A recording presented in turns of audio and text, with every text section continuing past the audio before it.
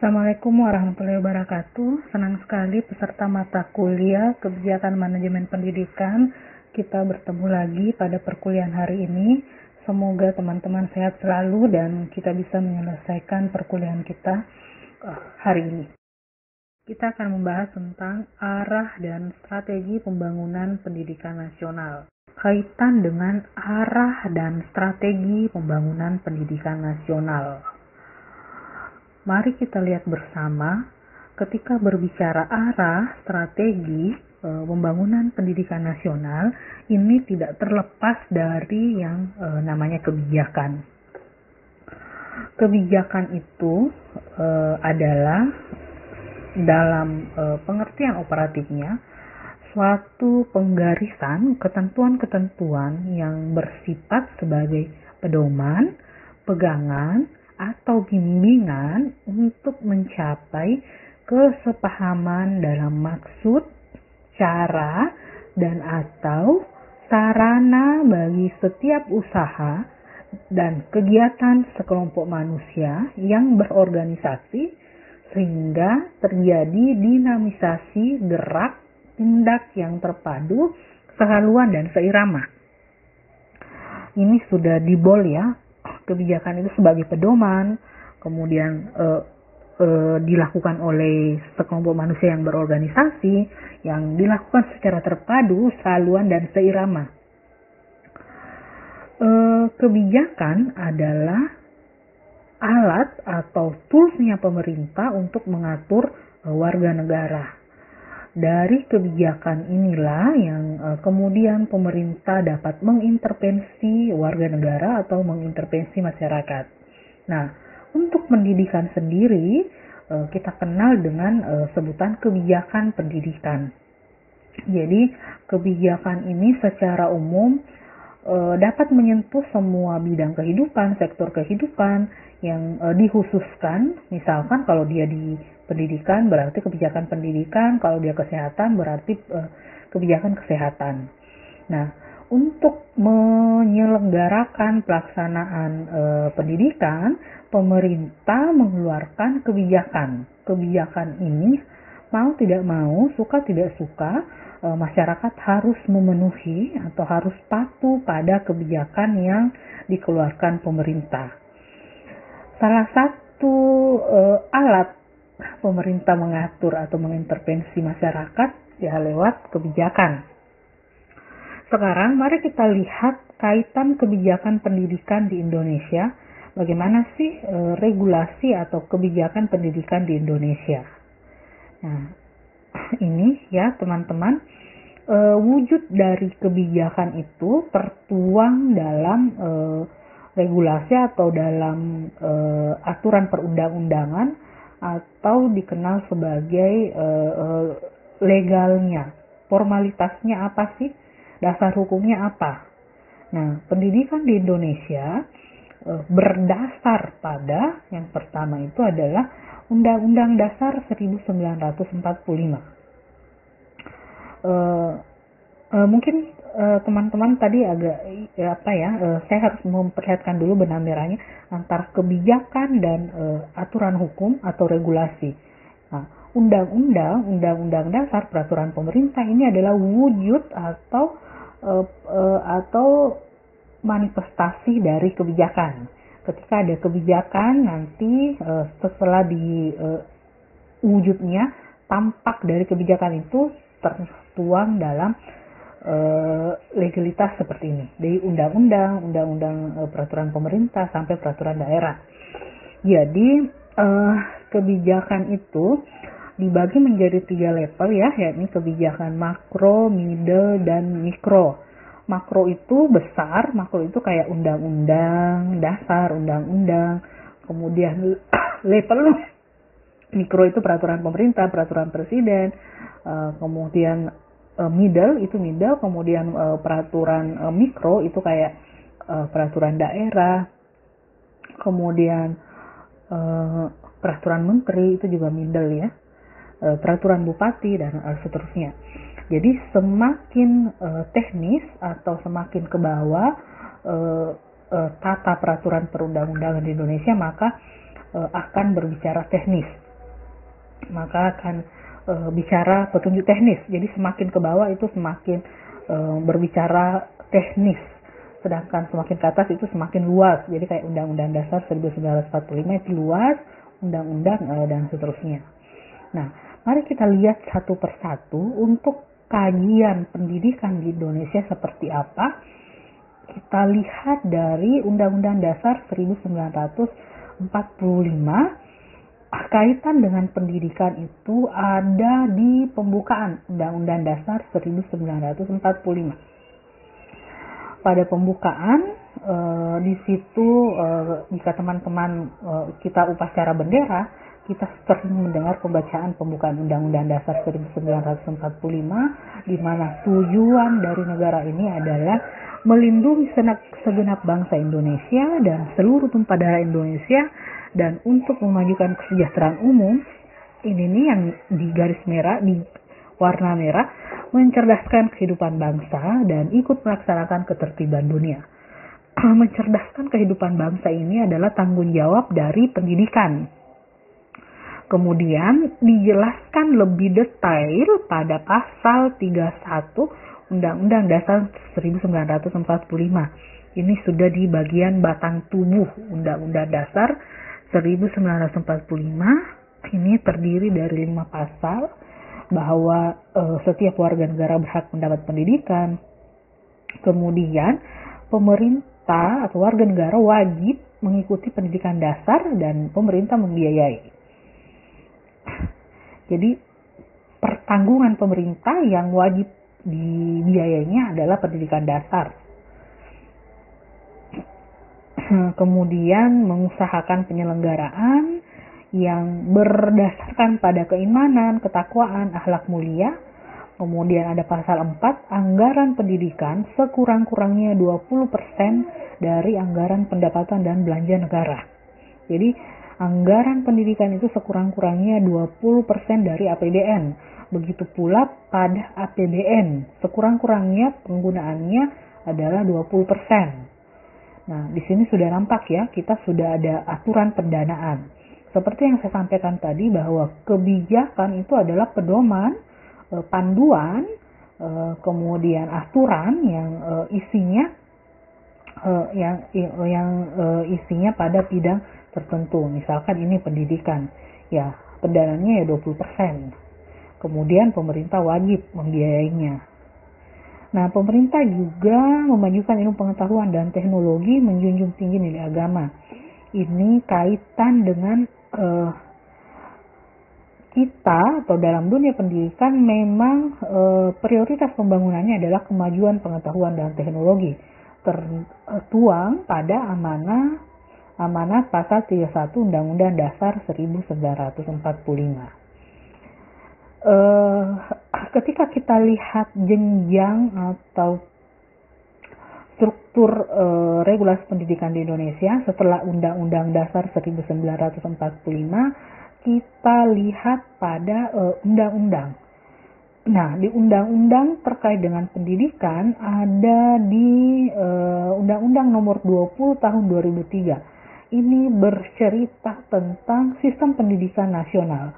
Bagaimana sih sistem pendidikan nasional yang tercantum? Nah, pada undang-undang ini menurunkan atau membreakdown atau esensi dari undang-undang ini, menjelaskan apa yang telah dijelaskan pada Undang-Undang Dasar 1945.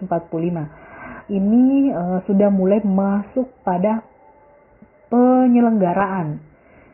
Nah, kalau di Undang-Undang Dasar 1945 ini nih, negara harus menyiapkan pendidikan dasar, membiayainya 20%, penganggaran, harus memajukan kemajuan teknologi, maka pengembangan yang dimaksud itu tertuang pada Undang-Undang Nomor 20 Tahun 2003 tentang Sistem Pendidikan Nasional.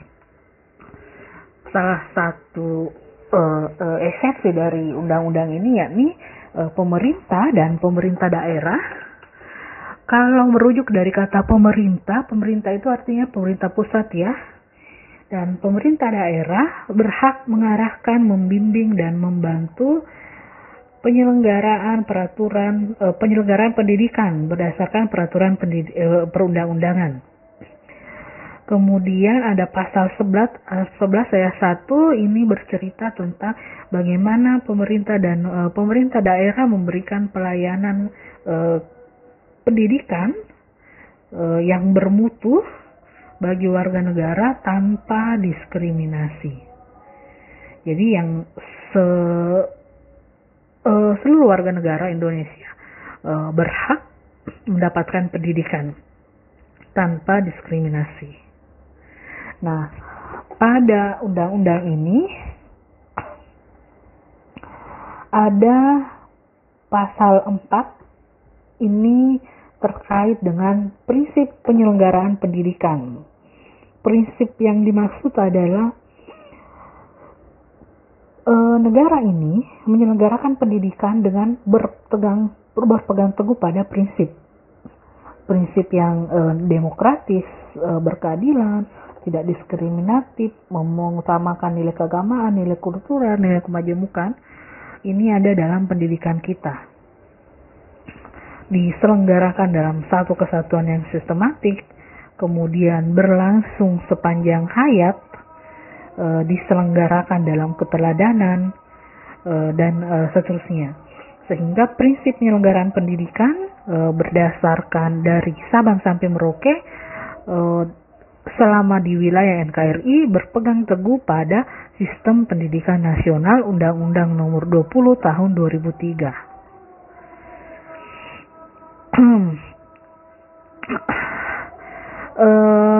Kaitan dengan pendidikan tidak hanya lepas atau selesai di Undang-Undang Nomor 20 tadi, tetapi ada juga kaitan dengan Undang-Undang Nomor 23 Tahun 2014 tentang pemerintah daerah. Nah, kalau teman-teman mencermati tadi di Undang-Undang Nomor 20 ada kata penyelenggaraan pendidikan dilakukan oleh pemerintah dan pemerintah daerah. Nah, kaitan dengan pemerintah daerahnya itu diatur di Undang-Undang Nomor 23 Tahun 2014 tentang pemerintah daerah. Jadi pemerintah daerah melakukan penyelenggaraan pendidikan berpedoman juga pada Undang-Undang 23 Tahun 2014 selain Undang-Undang 20 tentang Sistem Pendidikan Nasional. Nah, apa sih yang ada dalam Undang-Undang 23 Tahun 2014? Yang pertama, yang perlu kita cermati bahwa antara pemerintah dan pemerintah pusat, pemerintah daerah, pemerintah itu kan pemerintah pusat dan pemerintah daerah punya tiga urusan, penyelenggaraan sektor kehidupan warga negara. Yakni ada urusan pemerintahan absolut, urusan pemerintahan konkuren, dan urusan pemerintahan umum. Nah, kaitan dengan pendidikan, dia ada pada urusan pemerintahan konkuren. Maksudnya adalah Undang-Undang 23 tahun 2014 ini tidak hanya fokus pada pendidikan, tapi fokus pada apa sih pekerjaan dari pemerintah daerah. Nah, pekerjaan pemerintah daerah itu ada di urusan pemerintahan konkuren. Jadi antara pemerintah dan pemerintah daerah ada tiga urusan. Ada urusan pemerintahan absolut, ada urusan pemerintahan umum, dan ada urusan pemerintahan konkuren. Urusan pemerintahan absolut itu absolut hanya dilakukan oleh pemerintah pusat. Itu ada 5 urusan: agama, justisi, fiskal, hubungan luar negeri, dan militer. Kemudian urusan pemerintahan umum ini urusan presiden, dan urusan pemerintahan konkuren. Nah, urusan pemerintahan konkuren ini yang merupakan pembagian antara pemerintah pusat, provinsi, dan kabupaten kota. Sehingga tidak ada tumpang tindih penyelenggaraan. Jadi kayak sudah diselenggarakan oleh pemerintah daerah, kabupaten, diselenggarakan lagi pemerintah provinsi atau pusat. Maka dari itu ada yang namanya urusan pemerintahan konkuren. sudah dibagi, sudah jelas pembagian apa yang menjadi urusan pemerintah pusat, provinsi, kabupaten, kota dalam bidang pendidikan. Kemudian saya rasa itu clear. Kita coba lihat urusan yang dimaksud. Ini tertuang dalam undang-undang dalam pasal 9 ya. Urusan konkuren ini tadi yang absolut, ini ya tidak boleh diganggu gugat.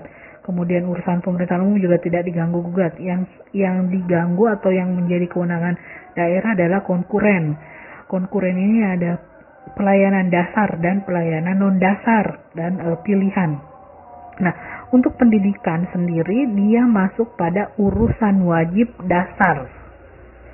Sudah wajib menjadi lagi pelayanan dasar.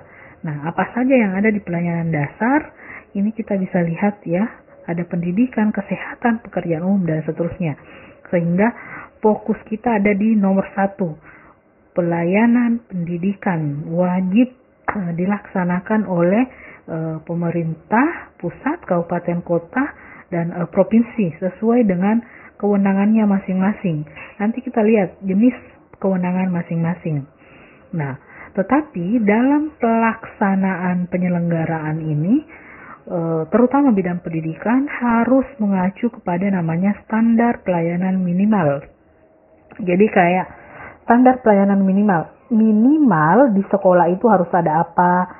Minimal di sekolah itu harus tersedia buku, tersedia meja, tersedia dan segala macam. Untuk standar pelayanan minimal sendiri itu diatur oleh Kementerian Pendidikan dan Kebudayaan. Kemudian ada juga standar nasional pendidikan SNP, ini juga berlaku nasional. Jadi meskipun yang menyelenggarakan pendidikan adalah pemerintah daerah, tetapi harus mengacu pada yang namanya SPM dan SNP sebagai target yang harus dicapai. Nah, sekarang mari kita lihat yang saya bilang tadi ya, urusan konkuren. Untuk urusan pendidikan sudah dibedakan. Pembedaannya adalah kabupaten kota selaku daerah otonom mengelola pendidikan dasar. Pendidikan dasar itu yang mana? SD, sekolah dasar, dan SMP, sekolah menengah pertama. Itu adalah urusan kabupaten kota. Nah, ketika melaksanakan urusan pendidikan dasar, dan ada dua ya kewenangan kabupaten kota, pendidikan dasar dan pendidikan anak usia dini atau PAUD. Jadi yang PAUD itu ya urusan kabupaten kota. Nah, tetapi dalam pelaksanaan urusan ini dimulai dengan ada namanya manajemen pendidikan, di mana manajemen pendidikan itu ada 10 layanan utama. Jadi kabupaten kota harus menyediakan 10 layanan utama. Demikian pula untuk PAUD ada 10 layanan utama. Layanan yang pertama itu misalkan menyediakan kebijakan daerah. Penyediaan kebijakan daerah ini misalkan berupa perda atau peraturan bupati tentang bagaimana penyelenggaraan pendidikan dasar. Penyediaan sekolah dasar, penyediaan sarana dan prasarana, pengelolaan perencanaan, data dan informasi, dan seterusnya. Jadi kaitan dengan memanage pendidikan untuk dasar dan PAUD adalah urusan kabupaten kota. Nah, selanjutnya urusan kurikulum. Jadi kalau kaitan dengan kurikulum, kabupaten kota menyediakan kurikulum muatan lokal. Jadi kurikulum itu tetap mengacu ke pemerintah atau di Kementerian Pendidikan dan Kebudayaan. Jadi kayak kurikulum itu se-Indonesia ya sama ya. Jadi kalau Kementerian Pendidikan mengatakan kurikulum yang digunakan misalkan kurikulum K13 atau kurikulum KKNI, itu tetap menjadi panduan, tetapi pada daerah menyediakan kurikulum muatan lokal karena itu disesuaikan dengan kearifan lokal daerahnya masing-masing atau konteks lingkungan alam sosial daerahnya masing-masing. Ini ada 6 layanan utama terkait dengan kurikulum. Kemudian untuk urusan akreditasi, kabupaten kota tidak punya kewenangan akreditasi, tetapi masih menjadi tugas pemerintah atau pusat terkait mengakreditasi. Kemudian terkait dengan pendidik dan tenaga kependidikan, ini juga tanggung jawab kabupaten kota ya, baik itu terkait dengan kualitas, kemudian pemindahan, pemerataan pendidik dan tenaga pendidikan untuk sekolah dasar dan PAUD urusan kabupaten kota, atau ujung-ujungnya urusan bupati atau wali kota. Demikian pula yang perizinan dan perizinan pendidikan. Jadi kalau misalkan mau membangun sebuah sekolah dasar atau PAUD, perizinannya itu dilakukan di kabupaten kota. Nah, selanjutnya kalau untuk apalagi bahasa dan sastra, ini juga kaitan dengan bahasa dan sastra ya, ada pembinaan. Jadi di daerah-daerah itu ada pembinaan bahasa dan sastra, sehingga ada penggunaan bahasa dan sastra serta penuturnya. Ini ada sendiri di Dinas Pendidikan.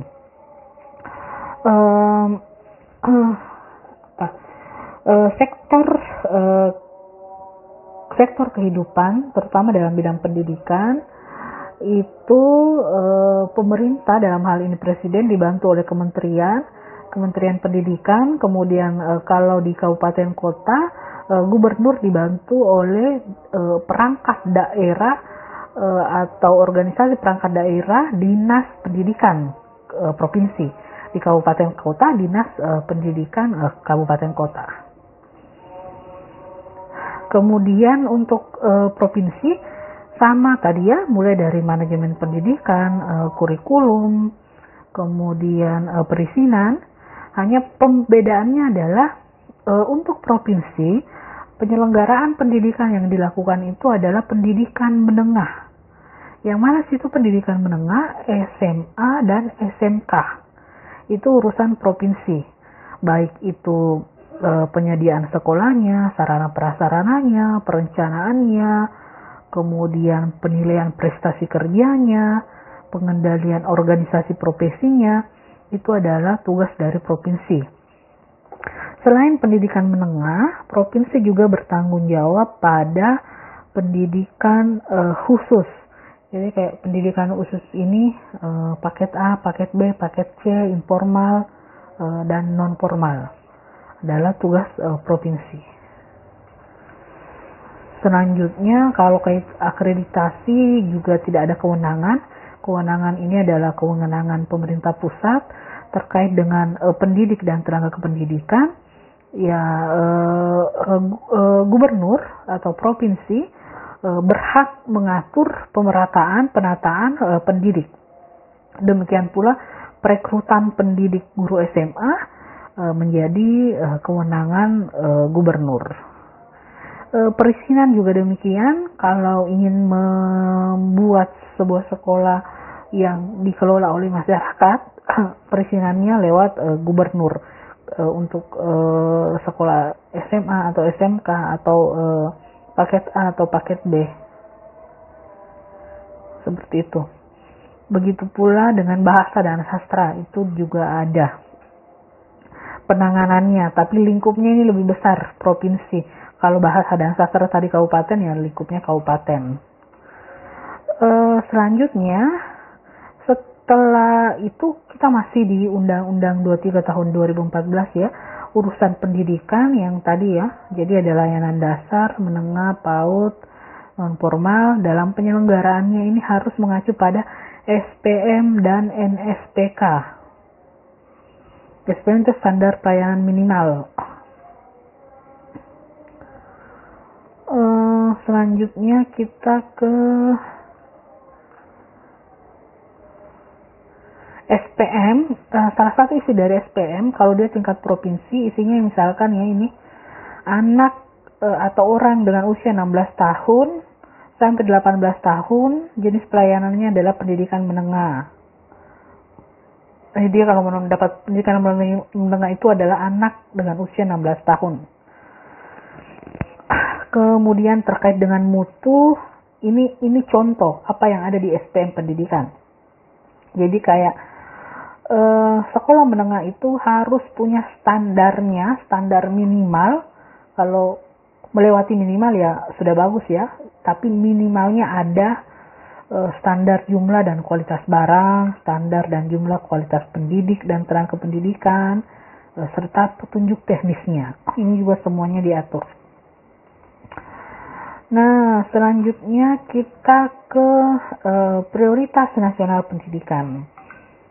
Jadi sesuai dengan judul materi kita ya, konsep arah strategi kebijakan pendidikan. Tadi kita sudah ngomongin legalitasnya, sekarang kita coba ngomong bagaimana sih prioritas nasional pendidikan.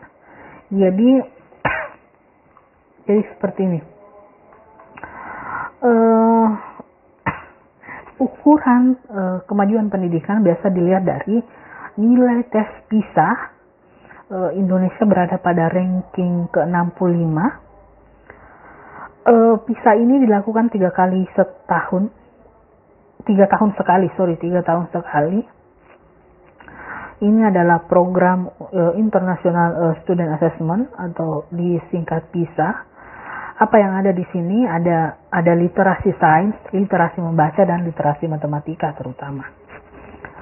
Kemudian dibutuhkan perpustakaan yang berkontribusi aktif dalam pengembangan literasi, informasi, dan kegemaran membaca. Dalam pendidikan diprioritaskan literasi, baik itu literasi sains, literasi membaca, literasi matematika. Tolak ukurnya adalah nilai PISA. Semakin tinggi nilai PISA kita, maka semakin bagus literasi. Untuk membantu literasi itu, salah satunya ada kontribusi perpustakaan. Nah, seperti itulah kira-kira ya teman-teman, masih dalam kaitan pencapaian atau standar nasional pendidikan. Ini yang SPM. Kalau tadi saya sudah menyebut tentang SPM ya, standar pelayanan minimal itu merupakan peraturan pemerintah nomor 65 tahun 2005. Nah, peraturan pemerintah ini nanti di pasal 9 ada lagi nanti untuk memperjelas peraturan pemerintah ini ada peraturan menteri tentang tata cara SPM, standar pelayanan minimal. Jadi di daerah itu tidak karena dia sudah menyelenggarakan pendidikan, tidak semau-maunya mau menyelenggarakan seperti apa, tetapi ada standar yang diikuti dari Sabang sampai Merauke mengikuti standar tersebut. Pemerintah daerah menerapkan SPM sesuai dengan ketentuan, nanti akan diatur lagi oleh peraturan menteri. Kemudian SPM ini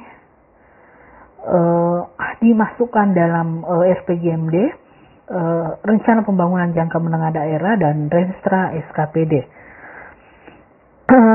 Namanya SPM ada pemenuhan kebutuhan ya, baik itu kebutuhan fisik, kebutuhan non fisik, artinya ini akan berbicara penganggaran. Maka dari itu penganggaran itu dituangkan dalam RPJMD, rencana pembangunan jangka menengah daerah. Nah, kalau tadi teman-teman menyimak pada Undang-Undang Dasar 1945 pembukaan mengatakan bahwa 20% anggaran negara digunakan untuk pendidikan. Nah, begitu pula di daerah. Pada RPJMD itu tertuang penganggaran untuk pendidikan. Nah, penganggaran di pendidikan itu berdasar pada rencana strategi perangkat daerah atau Renstra SKPD, khususnya Renstra Dinas Pendidikan. Nah, di mana Dinas Pendidikan itu membuat yang namanya rencana kerja, Renja, kemudian rencana kebijakan umum anggaran, KUA-nya butuh anggaran berapa, rencana kerja anggaran, RKA, SKPD. Nah, itu yang kemudian dipertimbangkan dalam kemampuan keuangan daerah, terutama bidang pendidikan. Selain dari SPM, pendidikan juga diatur pada peraturan presiden terkait pembangunan jangka menengah nasional. Dalam peraturan presiden ini tentang rencana pembangunan jangka menengah nasional, itu diterapkan bahwa pendidikan itu adalah salah satu prioritas dalam agenda utama pembangunan nasional. Jadi pendidikan adalah salah satu prioritas dalam agenda pembangunan nasional. Nah, untuk melihat, jadi dari tahun ke tahun, pada periode 2005 itu RPJMN, Rencana Pembangunan Jangka Menengah 2004-2009, kemudian yang terbaru ini 2020 sampai 2024, semuanya mengagendakan bahwa pendidikan perlu menjadi agenda utama. Nah, ini ini adalah nasional jangka panjang, maksudnya rencana pembangunan pendidikan. Secara jangka panjang sudah diatur bagaimana sih pembangunan pendidikan di Indonesia. 2005, periode 2005 sampai 2010 itu peningkatan kapasitas dan modernisasi. Peningkatan kapasitas ini bagaimana meningkatkan kapasitas dinas-dinas pendidikan dan sekolah. Kemudian 2010 sampai 2015 itu penguatan pelayanan, bagaimana sekolah-sekolah efektif dalam memberikan pelayanan. Kemudian 2015 sampai 2020 ada daya saing regional, jadi sudah mampu bersaing secara regional kewilayahan. Nah, sekarang 2020 sampai 2025 kita masuk pada fase daya saing internasional. Jadi fase pendidikan kita itu memang sudah masuk pada daya saing internasional. Jika kita kaitkan dengan program pemerintah, Kementerian Pendidikan khususnya, dengan program MBKM, Merdeka Belajar, Kampus Merdeka, atau Merdeka Belajar untuk Sekolah, ini terkait dengan penciptaan daya saing internasional, menuju pada daya saing internasional. Karena itu memang sudah dicanangkan menjadi rencana pembangunan pendidikan. Ini skala-skala prioritas ya, sama dengan yang tadi, ini turunannya saja. Bagaimana waktu 2005 sampai 2009, apa yang dilakukan. Sekarang RPJMN tahap keempat. Keinginannya adalah berdaya saing internasional, SDM berkualitas. Selanjutnya, pemerataan pelayanan pendidikan, ini juga masih menjadi PR, bagaimana agar ada pemerataan layanan pendidikan, afirmasi percepatan belajar, wajib belajar 12 tahun. Wajib belajar 12 tahun ada peningkatan, kalau sebelumnya 6 tahun, 9 tahun, dan terakhir adalah 12 tahun. Kemudian ini produktivitas daya saing, ini adalah perencanaan bagaimana meningkatkan daya saing. Daya saing dari prestasi olahraga, daya saing pelatihan vokasi berbasis kerjasama, daya saing perguruan tinggi, dan daya saing kapabilitas iptek. Jadi memang sudah direncanakan sedemikian hingga apa saja daya saing yang diperlukan. Ini sudah direncanakan oleh Bappenas bekerja sama dengan Kementerian Pendidikan ya, bahwa pada tahun 2020 kita sudah ada pada penguatan daya saing. Apa yang mau kita kuatkan, prestasi daya saing yang mana? Pelatihan vokasi, kemudian pendidikan tinggi, kemudian iptek dan inovasi serta olahraga. Ini terkait dengan revolusi, kita lanjut lagi. Ini kaitan dengan revolusi mental atau pembangunan kebudayaan. Jika dilihat pada nawacita. Nawacita itu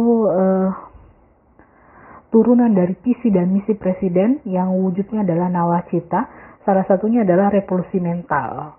Nah, bagaimana revolusi mental ini menjadi sebuah ideologi atau sebuah peradaban baru